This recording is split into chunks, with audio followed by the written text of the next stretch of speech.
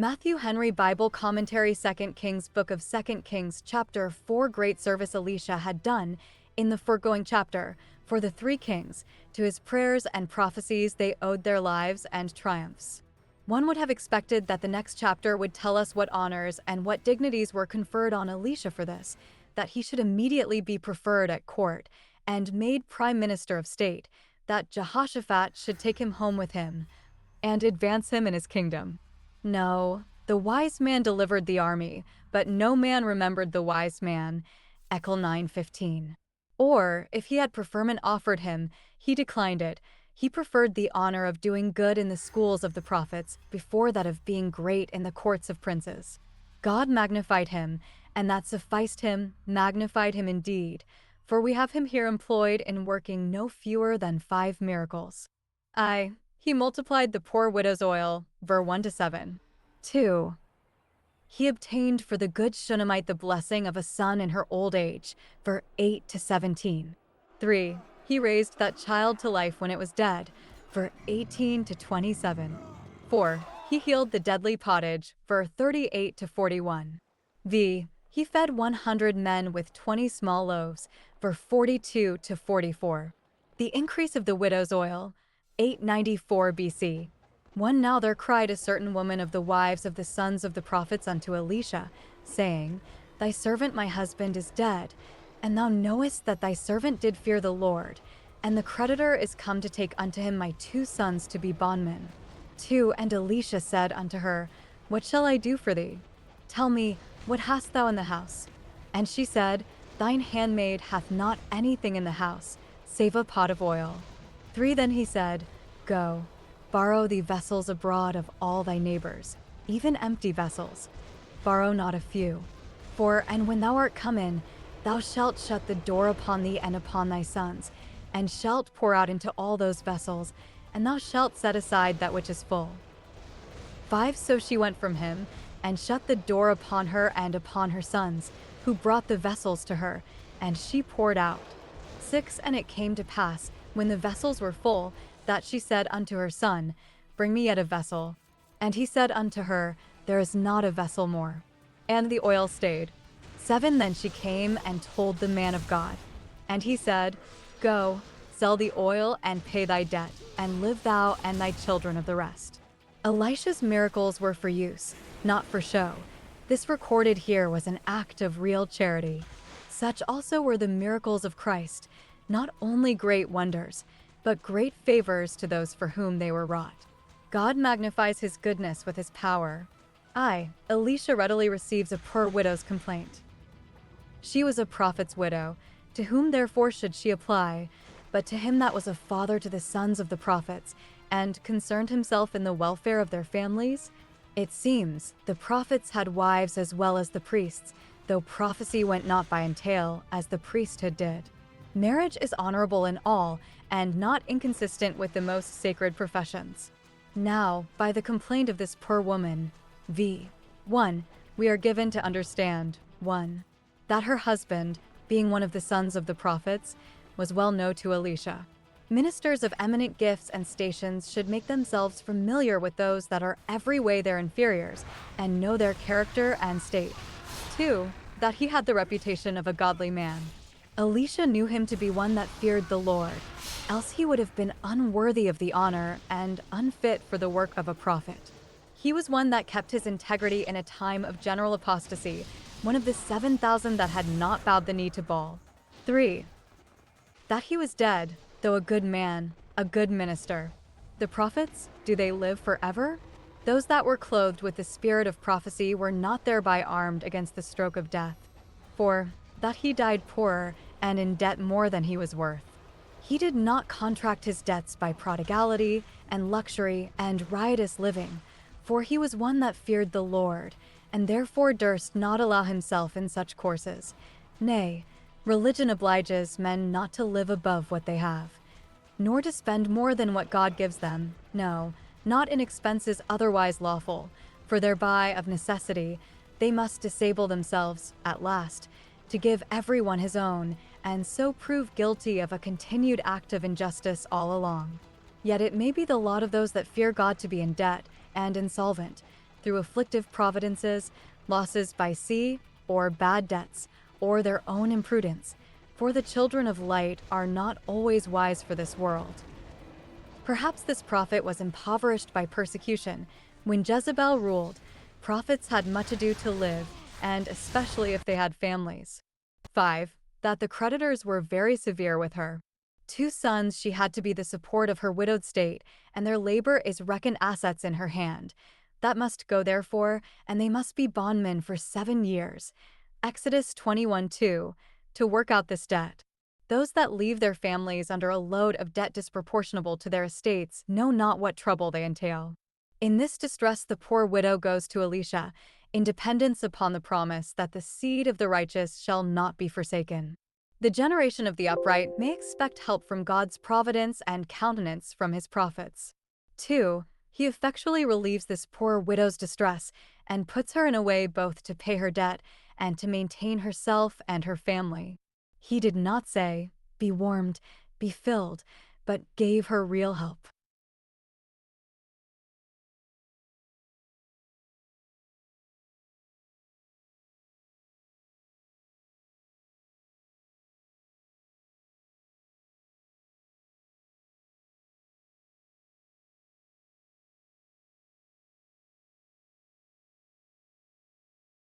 He did not give her some small matter for her present provision, but set her up in the world to sell oil and put a stock into her hand to begin with. This was done by miracle, but it is an indication to us what is the best method of charity and the greatest kindness one can do to poor people, which is, if possible, to help them into a way of improving what little they have by their own industry and ingenuity. 1. He directed her what to do, considered her case. What shall I do for thee? The sons of the prophets were poor, and it would signify little to make a collection for her among them, but the God of the holy prophets is able to supply all her need, and, if she has a little committed to her management, her need must be supplied by his blessing and increasing that little. Elisha therefore inquired what she had to make money of, and found she had nothing to sell but 1 pot of oil, v. If she had had any plate or furniture, he would have bidden her part with it, to enable her to be just to her creditors. We cannot reckon anything really, nor comfortably, our own, but what is so when all our debts are paid. If she had not had this pot of oil, the divine power could have supplied her, but, having this, it will work upon this, and so teach us to make the best of what we have. The prophet, knowing her to have credit among her neighbors, bids her borrow of them empty vessels, v. 4. It seems, she had sold her own, towards the satisfying of her creditors. He directs her to shut the door upon herself and her sons, while she filled all those vessels out of that one. She must shut the door, to prevent interruptions from the creditors and others while it was in the doing, that they might not seem proudly to boast of this miraculous supply, and that they might have opportunity for prayer and praise to God upon this extraordinary occasion. Observe 1. The oil was to be multiplied in the pouring, as the other widow's meal in the spending. The way to increase what we have is to use it. To him that so hath shall be given. It is not hoarding the talents, but trading with them, that doubles them. 2. It must be poured out by herself, not by Elisha nor by any of the sons of the prophets, to intimate that it is in connection with our own careful and diligent endeavors that we may expect the blessing of God to enrich us both for this world and the other. What we have will increase best in our own hand. 2. She did it accordingly. She did not tell the prophet he designed to make a fool of her, but firmly believing the divine power and goodness, and in pure obedience to the prophet, she borrowed vessels large and many of her neighbors, and poured out her oil into them.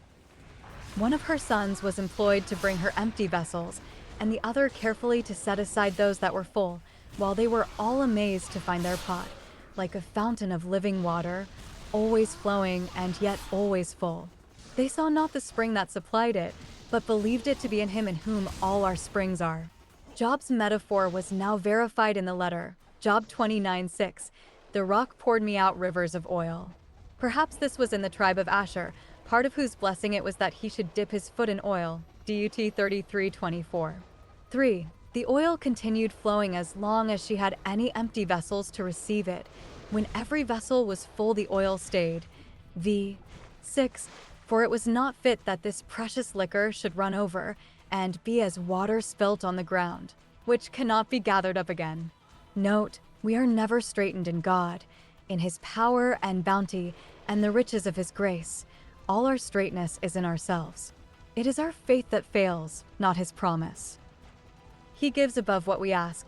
Were there more vessels, there is enough in God to fill them, enough for all, enough for each. Was not this pot of oil exhausted as long as there were any vessels to be filled from it? And shall we fear lest the golden oil which flows from the very root and fatness of the good olive should fail, as long as there are any lamps to be supplied from it? Sec 4:12. 4. The prophet directed her what to do with the oil she had. V. 7. She must not keep it for her own use, to make her face to shine. Those whom Providence has made poor must be content with poor accommodations for themselves. This is knowing how to want, and must not think, when they get a little of that which is better than ordinary, to feed their own luxury. No. 1. She must sell the oil to those that were rich, and could afford to bestow it on themselves. We may suppose, being produced by miracle, it was the best of its kind, like the wine, John 2:10, so that she might have both a good price and a good market for it. Probably the merchants bought it to export, for oil was one of the commodities that Israel traded in. Ezek 27:17. 2. She must pay her debt with the money she received for her oil. Though her creditors were too rigorous with her, yet they must not therefore lose their debt.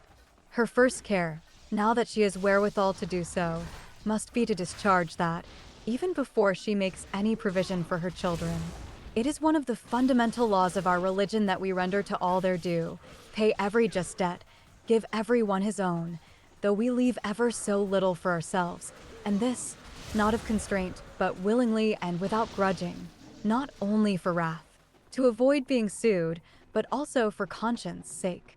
Those that possess an honest mind cannot with pleasure eat their daily bread, unless it be their own bread. 3.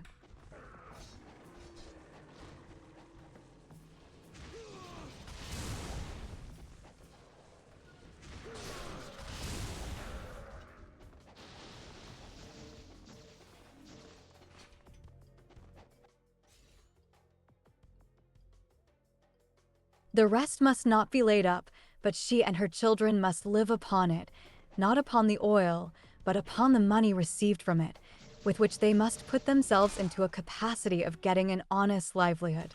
No doubt she did as the man of God directed, and hence, 1. Let those that are poor and in distress be encouraged to trust God for supply in the way of duty. Verily thou shalt be fed, though not feasted. It is true we cannot now expect miracles, yet we may expect mercies, if we wait on God and seek to Him. Let widows particularly, and prophets' widows in a special manner, depend upon Him to preserve them and their fatherless children alive, for to them He will be a husband, a father. 2. Let those whom God has blessed with plenty use it for the glory of God and under the direction of His word. Let them do justly with it, as this widow did, and serve God cheerfully in the use of it, and as Elisha, be ready to do good to those that need them. Be eyes to the blind, and feet to the lame. The Shunammite's hospitality, 893 BC. 8. And it fell on a day that Elisha passed to Shunem, where was a great woman, and she constrained him to eat bread. And so it was, that as oft as he passed by, he turned in thither to eat bread. 9. And she said unto her husband, Behold now, I perceive that this is a holy man of God, which passeth by us continually. 10. Let us make a little chamber, I pray thee, on the wall, and let us set for him there a bed, and a table, and a stool, and a candlestick. And it shall be, when he cometh to us, that he shall turn in thither. 11. And it fell on a day that he came thither, and he turned into the chamber, and lay there. 12. And he said to Gehazi his servant, Call this Shunammite. And when he had called her, she stood before him. 13. And he said unto him, Say now unto her, Behold, thou hast been careful for us with all this care. What is to be done for thee? Wouldest thou be spoken for to the king, or to the captain of the host? And she answered, I dwell among mine own people. 14. And he said, What then is to be done for her? And Gehazi answered, Verily she hath no child, and her husband is old. 15, and he said, Call her. And when he had called her, she stood in the door. 16, and he said, About this season, according to the time of life, thou shalt embrace a son. And she said, Nay, my lord, thou man of God, do not lie unto thine handmaid. 17, and the woman conceived, and bare a son at that season that Elisha had said unto her, according to the time of life. The giving of a son to such as were old, and had been long childless, was an ancient instance of the divine power and favor in the case of Abraham and Isaac and Manoah and Elkanah. We find it here among the wonders wrought by Elisha. This was wrought in recompense for the kind entertainment which a good woman gave him, as the promise of a son was given to Abraham when he entertained angels. Observe here, the kindness of the Shunammite woman to Elisha. Things are bad enough in Israel, yet not so bad, but that God's prophet finds friends wherever he goes. Shunem was a city in the tribe of Issachar that lay in the road between Samaria and Carmel, a road that Elisha often traveled, as we find Ch 225. There lived a great woman who kept a good house and was very hospitable, her husband having a good estate, and his heart safely trusting in her, and in her discreet management. Prov 31:11. So famous a man as Elisha could not pass and repass unobserved.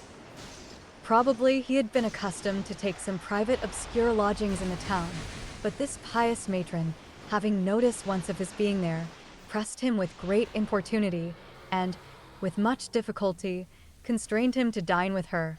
V. 8. He was modest and loath to be troublesome, humble, and affected not to associate with those of the first rank, so that it was not without some difficulty that he was first drawn into an acquaintance there, but afterwards.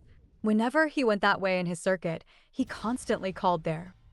So well pleased was she with her guest, and so desirous of his company, that she would not only bid him welcome to her table, but provide a lodging room for him in her house, that he might make the longer stay, not doubting but her house would be blessed for his sake, and all under her roof edified by his pious instructions and example, a good design.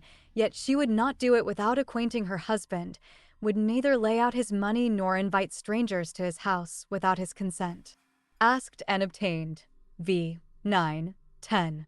She suggests to him, 1.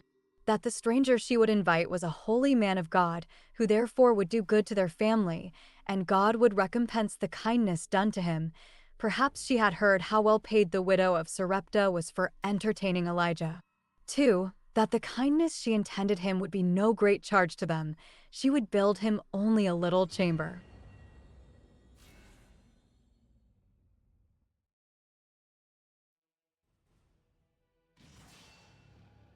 Perhaps she had no spare room in the house, or none private and retired enough for him, who spent much of his time in contemplation, and cared not for being disturbed with the noise of the family. The furniture shall be very plain. No costly hangings, no stands, no couches, no looking glasses, but a bed and a table, a stool, and a candlestick, all that was needful for his convenience, not only for his repose, but for his study, his reading and writing. Elisha seemed highly pleased with these accommodations, for he turned in and lay there. V. 11. And, as it should seem, his man in the same chamber, for he was far from taking state. 2. Elisha's gratitude for this kindness. Being exceedingly pleased with the quietness of his apartment and the friendliness of his entertainment, he began to consider with himself what recompense he should make her. Those that receive courtesies should study to return them. It ill becomes men of God to be ungrateful or to sponge upon those that are generous. 1. He offered to use his interest for her in the king's court. V. 13. Thou hast been careful for us with all this care. Thus did he magnify the kindness he received, as those that are humble are accustomed to do, though in the purse of one so rich, and in the breast of one so free, it was as nothing. Now what shall be done for thee? As the liberal devise liberal things, so the grateful devise grateful things. Wouldst thou be spoken for to the king, or the captain of the host, for an office for thy husband, civil or military? Hast thou any complaint to make, any petition to present, any suit at law depending, that needs the countenance of the high powers? Wherein can I serve thee? It seems Elisha had got such an interest by his late services that, though he chose not to prefer himself by it, yet he was capable of preferring his friends. A good man can take as much pleasure in serving others as in raising himself. But she needs not any good offices of this kind to be done for her. I dwell, says she, among my own people, that is, we are well off as we are, and do not aim at preferment. It is a happiness to dwell among our own people that love and respect us and to whom we are in a capacity of doing good, and a greater happiness to be content to do so, to be easy, and to know when we are well off. Why should those that live comfortably among their own people covet to live delicately in kings' palaces? It would be well with many if they did, but know when they were well off. Some years after this we find this Shunammite had occasion to be spoken for to the king, though now she needed it not. Ch 8:3-4. Those that dwell among their own people must not think their mountain stands so strong as that it cannot be moved. They may be driven, as this good woman was, to sojourn among strangers. Our continuing city is above. 2. He did use his interest for her in the court of heaven, which was far better. Elisha consulted with his servant what kindness he should do for her. To such a freedom did this great prophet admit, even his servant. Gehazi reminded him that she was childless, had a great estate, but no son to leave it to, and was past hopes of having any, her husband being old. If Elisha could obtain this favor from God for her, it would be the removal of that which at present was her only grievance. Those are the most welcome kindnesses which are most suited to our necessities. He sent for her immediately. She very humbly and respectfully stood in the door, v. 15, according to her accustomed modesty, and then he assured her that within a year she should bring forth a son, v. 16. She had received this prophet in the name of a prophet, and now she had not a courtier's reward, in being spoken for to the king, but a prophet's reward, a signal mercy given by prophets and in answer to prayer. The promise was a surprise to her, and she begged that she might not be flattered by it. Nay, my lord, thou art a man of God, and therefore I hope speakest seriously, and doth not jest with me, nor lie unto thy handmaid. The event, within the time limited, confirmed the truth of the promise. She bore a son at the season that Elisha spoke of, v. 17.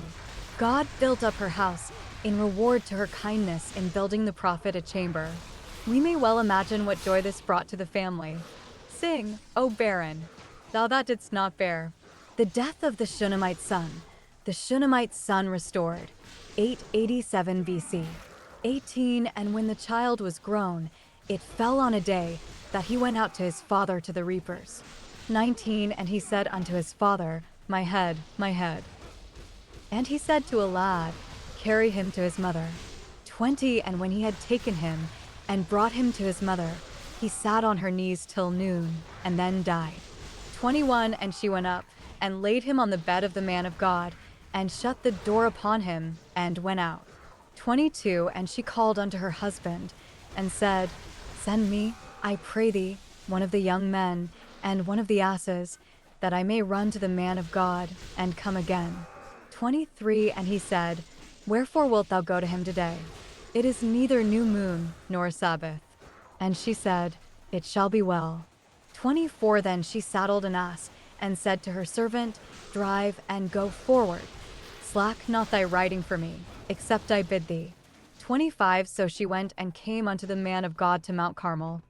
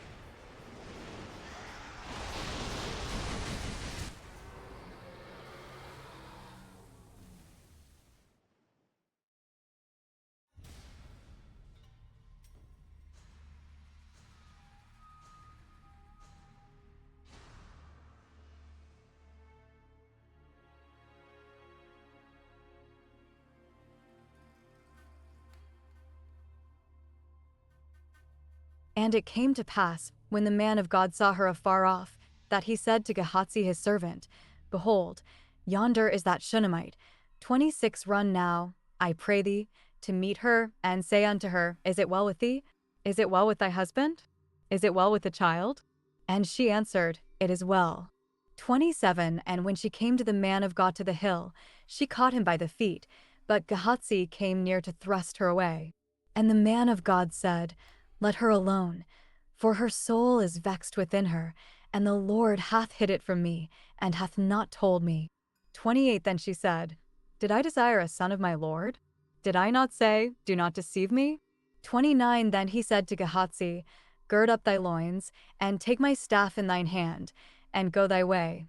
If thou meet any man, salute him not, and if any salute thee, answer him not again, and lay my staff upon the face of the child. 30 And the mother of the child said, As the Lord liveth, and as thy soul liveth, I will not leave thee. And he arose and followed her. 31 And Gehazi passed on before them, and laid the staff upon the face of the child, but there was neither voice nor hearing. Wherefore he went again to meet him, and told him, saying, The child is not awaked. 32 And when Elisha was come into the house, behold, the child was dead, and laid upon his bed. 33 He went in therefore, and shut the door upon them twain, and prayed unto the Lord. 34 And he went up, and lay upon the child, and put his mouth upon his mouth, and his eyes upon his eyes, and his hands upon his hands, and he stretched himself upon the child, and the flesh of the child waxed warm. 35 Then he returned, and walked in the house to and fro, and went up, and stretched himself upon him, and the child sneezed 7 times, and the child opened his eyes. 36 And he called Gehazi, and said, Call this Shunammite. So he called her. And when she was come in unto him, he said, Take up thy son. 37 Then she went in, and fell at his feet, and bowed herself to the ground, and took up her son, and went out. We may well suppose that, after the birth of the son, the prophet was doubly welcome to the good Shunammite. He had thought himself indebted to her, but henceforth, as long as she lives, she will think herself in his debt, and that she can never do too much for him. We may also suppose that the child was very dear to the prophet, as the son of his prayers, and very dear to the parents, as the son of their old age. But here is the sudden death of the child, though so much a darling. He was so far past the perils of infancy that he was able to go to the field to his father, who no doubt was pleased with his engaging talk, and his joy of his son was greater than the joy of his harvest. But either the cold or the heat of the open field overcame the child, who was bred tenderly, and he complained to his father that his head ached. v. 19. Whither should we go with our complaints, but to our Heavenly Father? Thither the spirit of adoption brings believers with all their grievances, all their desires, teaching them to cry, with groanings that cannot be uttered, My head, my head, my heart, my heart. The father sent him to his mother's arms, his mother's lap, little suspecting any danger in his indisposition, but hoping he would drop asleep in his mother's bosom and awake well. But the sickness proved fatal. He slept the sleep of death, v. 20. Was well in the morning and dead by noon. All the mother's care and tenderness could not keep him alive. A child of promise, a child of prayer, and given in love, yet taken away. Little children lie open to the arrests of sickness and death. But how admirably does the prudent pious mother guard her lips under this surprising affliction. Not one peevish murmuring word comes from her. She has a strong belief that the child will be raised to life again. Like a genuine daughter of Abraham's faith, as well as loins, she accounts that God is able to raise him from the dead, for thence at first she received him in a figure. Heb 11:19. She had heard of the raising of the widow's son of Sarepta, and that the spirit of Elijah rested on Elisha. And such confidence had she of God's goodness that she was very ready to believe that he who so soon took away what he had given would restore what he had now taken away. By this faith women received their dead raised to life. Heb 11:35. In this faith she makes no preparation for the burial of her dead child, but for its resurrection. For she lays him on the prophet's bed, V. 21. Expecting that he will stand her friend. O woman, great is thy faith. He that wrought it would not frustrate it. 2. The sorrowful mother's application to the prophet on this sad occasion, for it happened very opportunely that he was now at the college upon Mount Carmel, not far off. 1. She begged leave of her husband to go to the prophet, yet not acquainting him with her errand, lest he should not have faith enough to let her go. V. 22. He objected, it is neither new moon nor Sabbath. V. 23. Which intimates that on those feasts of the Lord she used to go to the assembly in which he presided, with other good people, to hear the word, and to join with him in prayers and praises. She did not think it enough to have his help sometimes in her own family, but, though a great woman, attended on public worship, for which this was none of the times appointed. Therefore, said the husband, why wilt thou go today? What is the matter? No harm, said she, it shall be well, so you will say yourself hereafter.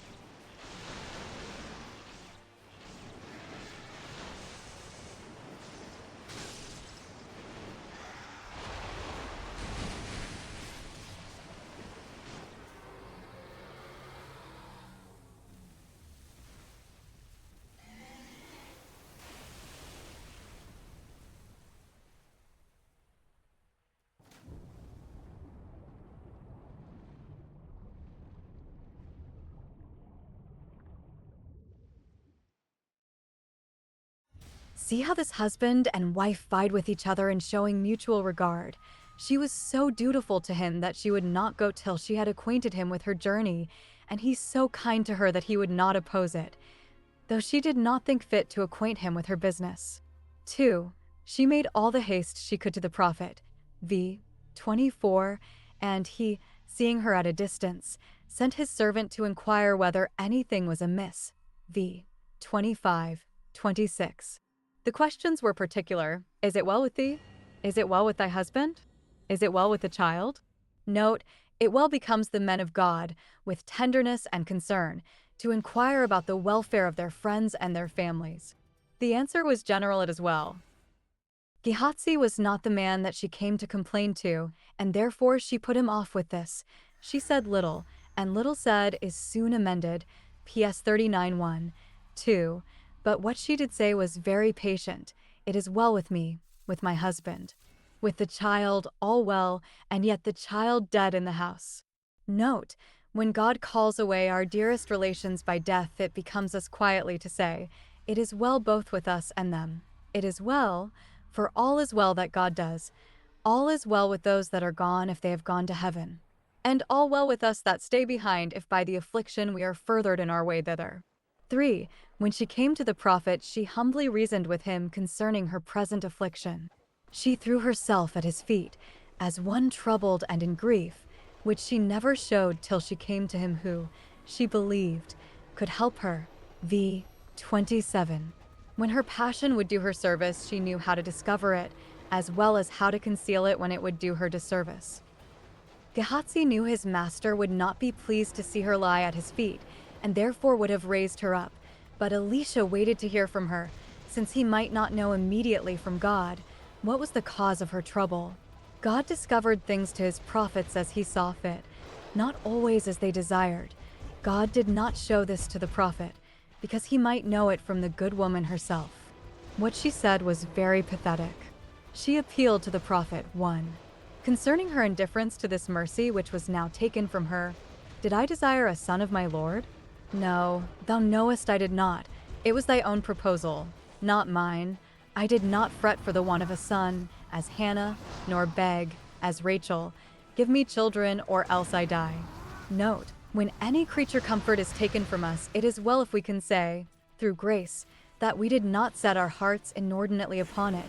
For, if we did, we have reason to fear it was given in anger and taken away in wrath. 2. Concerning her entire dependence upon the prophet's word, did I not say, do not deceive me?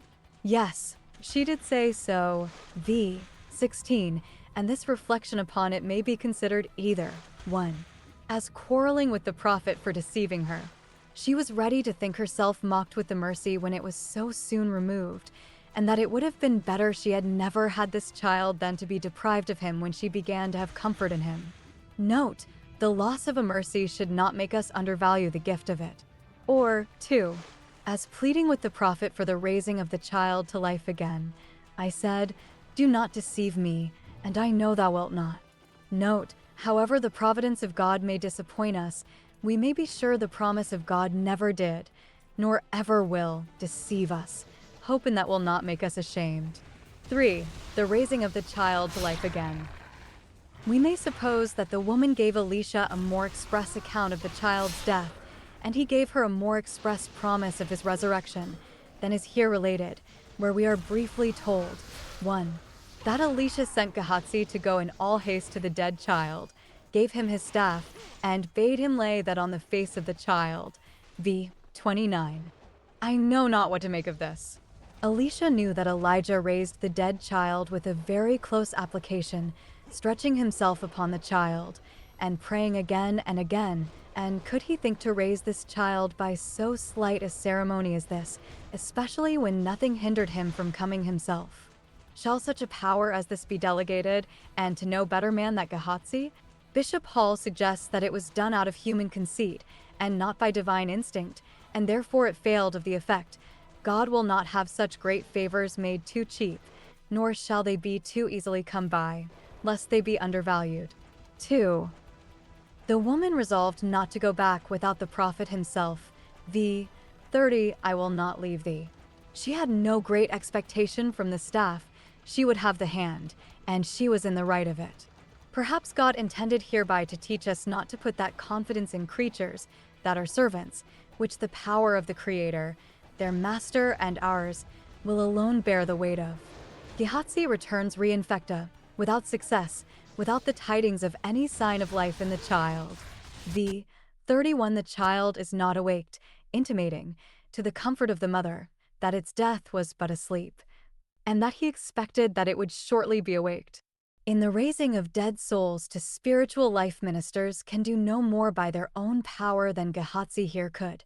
They lay the word, like the prophet's staff, before their faces, but there is neither voice nor hearing, till Christ, by his Spirit, comes himself. The letter alone kills, it is the Spirit that gives life.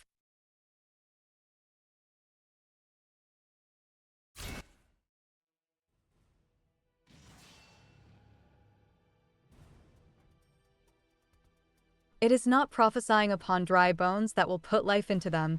Breath must come from heaven and breathe upon those slain. 3. The prophet, by earnest prayer, obtained from God the restoring of this dead child to life again. He found the child dead upon his own bed, v. 32, and shut the door upon them twain, v. 33. Even the dead child is spoken of as a person, one of the twain, for it was still in being and not lost. He shut out all company, that he might not seem to glory in the power God had given him, or to use it for ostentation and to be seen of men. Observe 1. How closely the prophet applied himself to this great operation, perhaps being sensible that he had tempted God too much in thinking to effect it by the staff in Gehazi's hand, for which he thought himself rebuked by the disappointment. He now found it a harder task than he then thought, and therefore addressed himself to it with great solemnity. 1. He prayed unto the Lord, v. 33, probably as Elijah had done, let this child's soul come into him again. Christ raised the dead to life as one having authority. Damsel, arise, young man, I say unto thee, arise, Lazarus, come forth, for he was powerful and faithful as a son, the Lord of life. But Elijah and Elisha did it by petition as servants. 2. He lay upon the child, v. 34, as if he would communicate to him some of his vital heat or spirits. Thus he expressed the earnestness of his desire, and gave a sign of that divine power which he depended upon for the accomplishment of this great work. He first put his mouth to the child's mouth, as if, in God's name, he would breathe into him the breath of life, then his eyes to the child's eyes, to open them again to the light of life, then his hands to the child's hands, to put strength into them. He then returned, and walked in the house as one full of care and concern, and wholly intent upon what he was about. Then he went upstairs again, and the second time, stretched himself upon the child. v. 35. Those that would be instrumental in conveying spiritual life to dead souls must thus affect themselves with their case, and accommodate themselves to it, and labor fervently in prayer for them. 2. How gradually the operation was performed. At the first application, the flesh of the child waxed warm, v. 34, which gave the prophet encouragement to continue instant in prayer. After a while, the child sneezed 7 times, which was an indication not only of life, but liveliness. Some have reported it as an ancient tradition that when God breathed into Adam the breath of life, the first evidence of his being alive was sneezing, which gave rise to the usage of paying respect to those that sneeze. Some observe here that sneezing clears the head, and there lay the child's distemper. 3. How joyfully the child was restored alive to his mother. v. 36, 37, and all parties concerned were not a little comforted. Acts 20:12. See the power of God, who kills and makes alive again. See the power of prayer. As it has the key of the clouds, so it has the key of death.